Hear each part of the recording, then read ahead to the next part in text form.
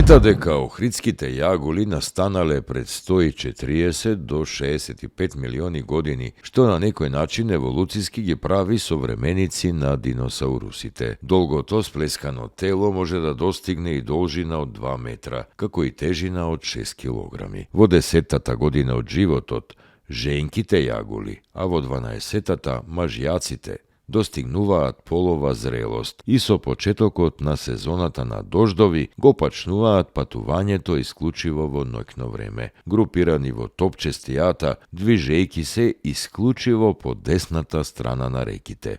Кога пристигнуваат до морето, таму им се придружуваат мажјаците. Сите примероци кои по големиот дел од својот живот го поминуваат во сладките води на езерата и реките се исклучиво женки. Јагулите се мрестат во Саргаското море, меѓу Бермудските острови и Порто Рико. Патувањето до мрестилиштето трае повеќе од 1 година. Таму женките ја полагаат икрата на длабочина од 500 метри до 1 километар, пошто мажјаците ги оплодуваат милионите снесени јајца.